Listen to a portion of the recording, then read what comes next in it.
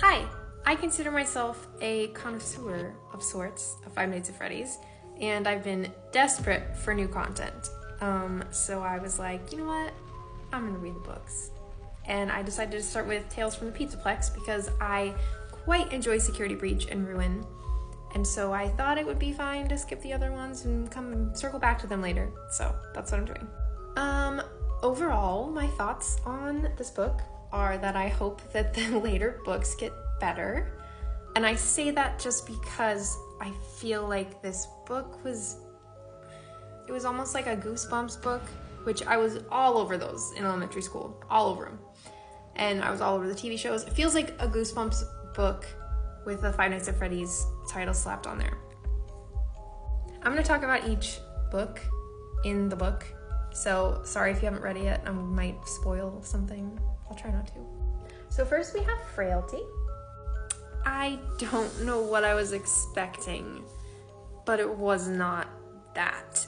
I guess I really was disappointed that Frailty is the first book in the first book of the whole series because they literally mentioned the Pizzaplex one single time.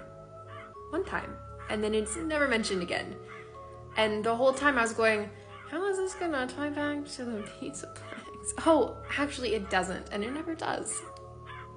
Maybe I'm a person who does not pick up on subtle things. I am definitely a person who does not pick up on subtle things. So maybe the genius of Frailty was lost on me, and you know what, I accept that. That's totally fine if it was.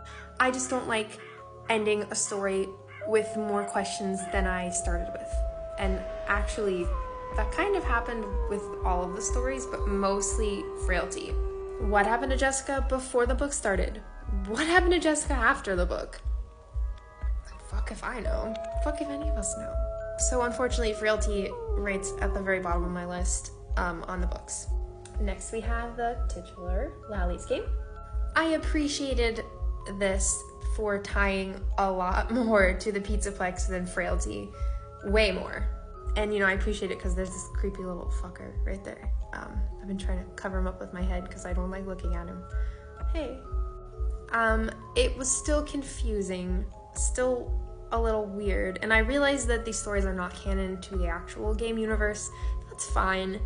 But I feel like this one could actually, some of the stories, I'm halfway through the third book right now, and I feel like some of them really could tie back to the actual in-game universe, if, you know, they were actually in the game. Lally's Game was weird.